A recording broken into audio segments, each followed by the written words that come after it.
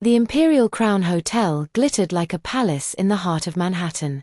Its grand ballroom stretched beneath a canopy of crystal chandeliers, each one scattering golden light across marble floors polished to a mirror's shine.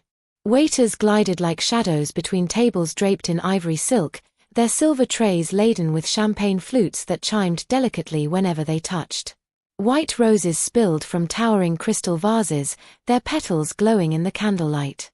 The air was thick with perfume, power, and privilege. It was the Marlowe family's kingdom.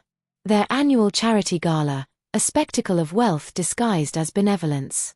And into this cathedral of excess stepped Elena Marlowe. Her entrance was not announced, no spotlight heralded her return. Yet the room shifted when she appeared, as though gravity itself had tilted. She wore a gown of midnight black that clung to her like liquid shadow, the fabric whispering with every measured step. Her posture was straight, her expression serene, but her presence rolled across the ballroom like a storm front, silent, electric, impossible to ignore. Heads turned. Glasses stilled midair. The faint hum of polite laughter faltered. The guests didn't yet know why, but they sensed it, something was about to break. Across the room, her family saw her. Vivian Marlowe, her mother, stood near a towering ice sculpture carved into the shape of angel wings. Her silver hair gleamed under the chandelier, her crimson lips pursed as tightly as a rosebud about to wither. The crystal flute in her hand trembled just slightly before she lifted it higher, masking the movement with a sip. Then her voice cut through the room, clear and venomous. Why is she here? No title. No daughter. No acknowledgement of blood. Just venom. By her side, Isabel, Elena's younger sister, folded her arms across her ivory gown, its pearls shimmering like captured moonlight. She tilted her chin and smirked, her voice loud enough to ripple outward. You're not on the guest list, Elena. Security must have slipped. This is a private event. The nearby guests leaned closer, whispers weaving like a net. Faces turned, curiosity sharpening into hunger. Scandal was a feast, and the Marlowes had just served the first course. At the back, Richard Marlowe didn't even flinch. His broad shoulders filled his tuxedo like armor. He raised his whiskey glass and took a slow, deliberate sip, his eyes fixed somewhere beyond her. As if she were nothing more than a ghost, a nuisance the family had exorcised years ago. Elena kept moving forward. Every heel click on the marble floor was a metronome counting down to something the others couldn't yet see. Her dark eyes swept the room, the jewels, the gowns, the gleaming smiles that masked sharpened teeth. Then she let her gaze settle on her family, a faint smile curving her lips. Do you really not know who I am? Her voice wasn't loud, but it cut through the air like a knife through silk. Guests leaned closer. A murmur swept across the tables. It wasn't a question, it was a spark. A promise. Adrian Blackwell, Isabel's fiancé, stood at her side. His tailored suit fit like a second skin, his posture easy, practiced, until Elena entered. His glass stilled midair, the champagne trembling inside it. The color drained from his face as his hazel eyes locked on Elena's. Recognition flickered there, raw and startled, as though he had just seen a ghost rise from the grave. He knew something. Elena saw it in the way his throat bobbed when he swallowed, in the way his jaw tightened as if bracing against an impact. She filed it away. It wasn't the time. Not yet. Vivian's laughter sliced through the tension like broken glass. You always did enjoy dramatics, Elena. But this? Crashing our gala? You embarrass yourself. Her words were met with a soft ripple of laughter from the surrounding guests, cautious, nervous, the kind of sound people make when they're not sure where power truly rests. Isabel tilted her head, her diamond earrings catching the chandelier light. Are you here to beg, sister? Is that it? Pathetic. The word echoed, deliberate. The same word that had once been used to banish Elena from the Marlowe estate at 18. That night, she had stood in the snow with $20 in her pocket and nothing else. Pathetic. That word had almost destroyed her. Almost. Elena's smile didn't falter. If I'm pathetic, Isabel, she murmured, her voice velvet over steel, why do you look so nervous? The smirk slipped, only for a heartbeat, but it was enough. A fissure in the golden child's facade. The tension crackled. Guests leaned forward, forks suspended, champagne forgotten. Whispers thickened into speculation. What was Elena doing here? Why now? Richard finally lowered his glass. His voice, when it came, was a growl. You don't belong here. Leave before you make a bigger fool of yourself. Elena's gaze slid to him, calm, unflinching. Oh, father, she said, her tone cool, almost tender. I haven't even begun. That was the moment. Everyone in the room felt it, though no one could name it yet. The air shifted. The chandeliers seemed to burn brighter. The marble floor gleamed sharper. Something was coming. And Elena Marlowe had returned not to beg, not to break, but to burn. The ballroom of the imperial crown held its breath. Forks paused halfway to mouths, violins faltered mid-phrase, and every eye turned toward the woman who wasn't supposed to exist here, Elena Marlowe. She moved closer, her gown sweeping across the marble like spilled ink. The murmurs swelled, snapping like sparks off dry wood, whispers darting like shadows between jeweled throats and starched collars. Pathetic, Isabel repeated, louder now, her smirk returning. She angled herself just so, allowing the glitter of her diamond necklace to catch the chandelier light. You must have finally run out of charity checks from whatever corner diner took you in. Laughter, sharp and uncomfortable, rippled outward. Some guests covered their mouths behind crystal flutes, others watched in silence, hungry for blood. But Elena didn't laugh. Instead, she reached into her clutch. Slowly. Deliberately. The sound of paper sliding against leather whispered across the room. She drew out a single sheet, folded, neat, the edges crisp.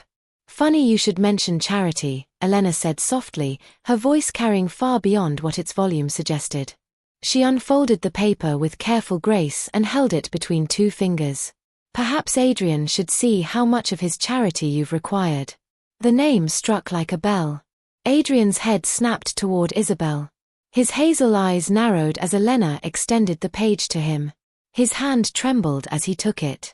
The champagne flute slipped from his other hand, shattering against the marble. A gasp rolled through the ballroom.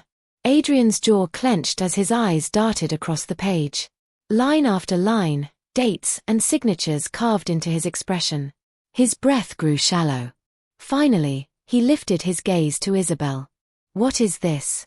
His voice was low, but it carried. Withdrawals. Loans. Signatures under my name I never gave. The room pulsed. Vivian's smile froze, brittle as porcelain. Richard's grip on his glass tightened. Isabel's smirk faltered. It's fake, she said quickly, too quickly. Don't be ridiculous. She forged it. Everyone knows Elena's always been desperate. But her laugh came hollow, brittle. The kind of laugh that cracks before it leaves the throat. Elena tilted her head, her lips curling. Oh, Isabel, she purred. If it were only that simple. But I'm afraid this is just the beginning. Gasps. Murmurs. A woman in a sapphire gown leaned forward, whispering to her companion. A man in a tailored navy suit frowned, his fork hovering over his plate. The ballroom had turned into an amphitheater, and the Marlowe family stood in the center of its stage. Adrian's hand tightened around the paper. Tell me it isn't true, he demanded, his voice colder now. Tell me you didn't use me. Tell me I'm not just another ledger in the Marlowe accounts. Isabel's face blanched. For the first time, she looked uncertain. Adrian, darling, you know I love you, she said, her tone syrup-sweet but shaking. She's lying. She's always been jealous. This is her revenge. But Adrian's eyes had already hardened. The way his jaw flexed, the way his shoulders stiffened, he had seen enough to know. The crowd smelled blood. Elena stepped closer, her heels sharp against the marble. You wanted a spectacle, Isabel, she asked softly. Then let's give them one. From her clutch, she drew something small, metallic. A sleek black USB drive. It glinted under the chandelier light like a dagger unsheathed. The crowd erupted into whispers again, a low storm sweeping the ballroom. Elena turned toward the far end of the room, where a giant screen hung above the stage, currently displaying the gala's golden crest, the Marlowe name shining proudly in embossed letters. She raised the USB between two fingers, the way a priest might raise a relic. This, Elena said, her voice calm, certain, undeniable, is the truth. Every debt. Every fraud. Every secret you've buried under marble floors and diamond crowns. The silence that followed was absolute. Isabel's hand shot out, trembling but furious. Stop this. You don't know what you're doing. Elena smiled, cool, merciless. Oh, I know exactly what I'm doing. The chandeliers of the imperial crown trembled as though they too sensed the shift. Elena held the USB high, then crossed the ballroom with steady steps, each click of her heels ringing louder than the violins that had stuttered into silence. She reached the DJ booth. The young technician froze, eyes darting between her and the Marlowes. Elena leaned down, her voice soft but commanding. Play it. The technician hesitated, until Adrian Blackwell's voice cut through the hush. Do it. And with that, the USB slid into the port. The ballroom's crest, the Marlowe family's golden insignia, flickered on the massive screen, then dissolved into streams of text, numbers, and damning evidence. Gasps erupted. First came the financial ledgers, rows of debts hidden behind shell corporations, millions funneled offshore while the Marlowe Institute of Health collapsed under unpaid bills. The words outstanding balance flashed in red across the screen, over and over. Then came the emails, Isabel's correspondence with lawyers, strategizing how to secure Adrian Blackwell's fortune through marriage. Adrian doesn't need to know.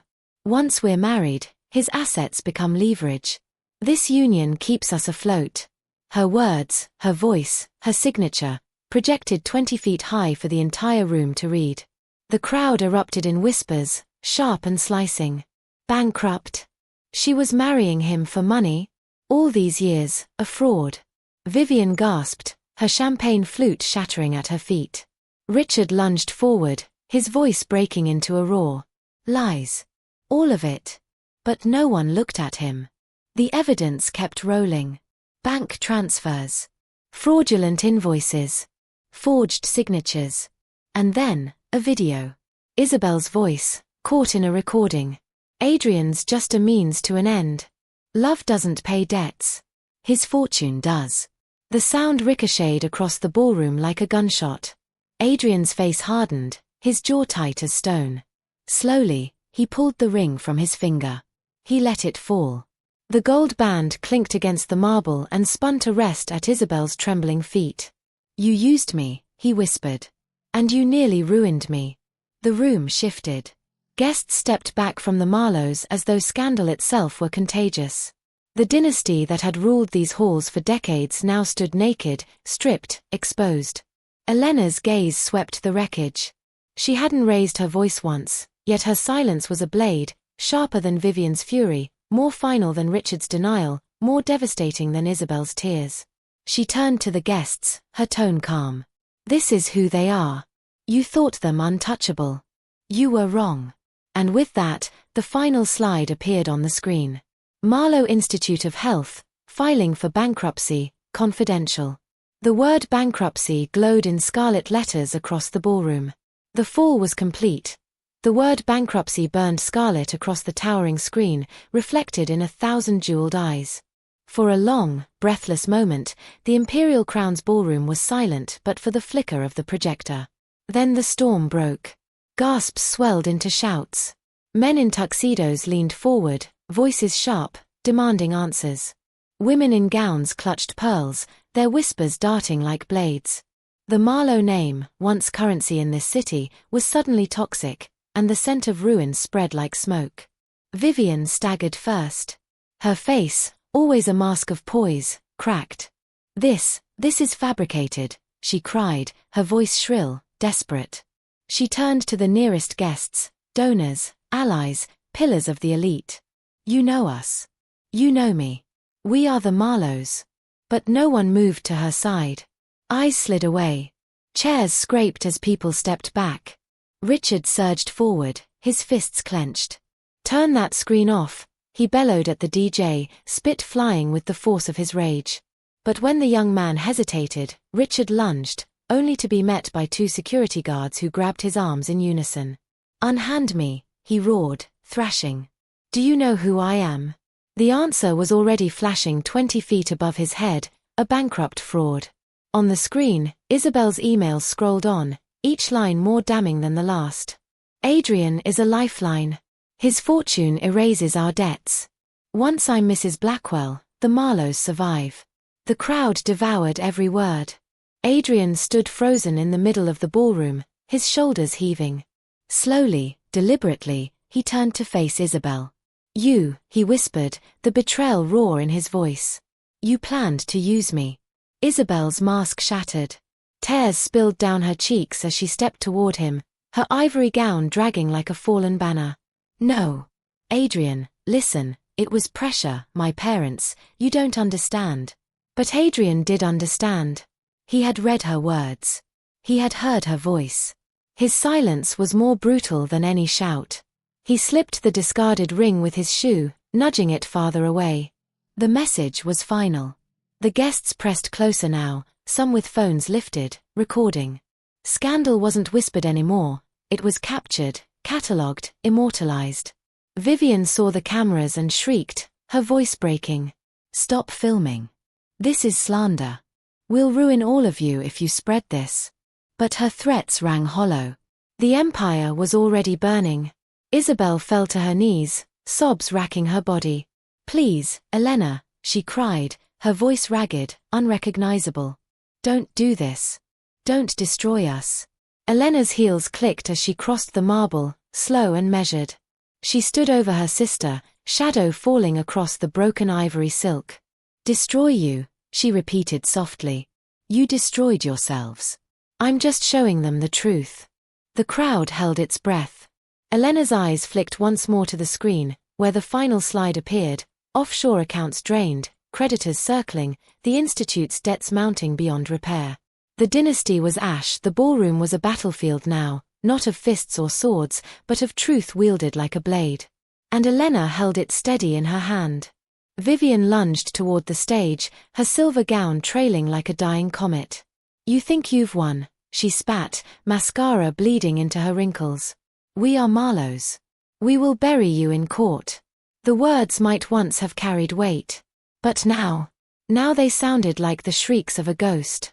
2 security guards intercepted her, lifting her by the arms as her heels scraped uselessly against the marble.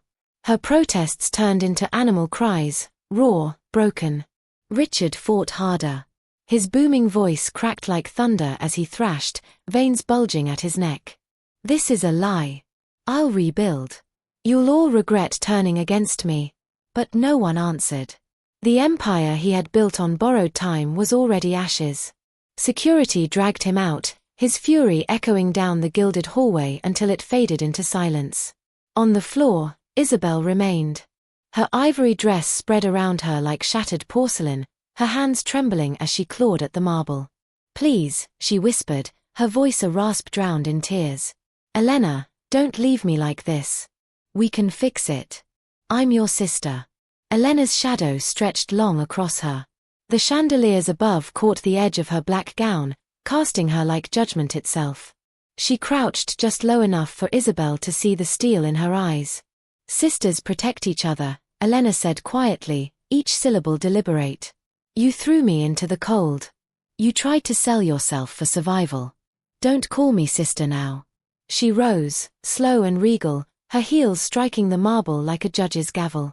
At the far edge of the room, Adrian Blackwell stood still, his engagement ring gleaming faintly on the floor between them. His face was pale, but his spine was straight, his choice already carved into stone. He didn't look at Isabel. He didn't need to. Instead, his eyes sought Elena, and though no words passed, the look was enough. Respect. Gratitude. Recognition of the strength she had wielded tonight. And behind him, Daniel Carter emerged from the watching crowd.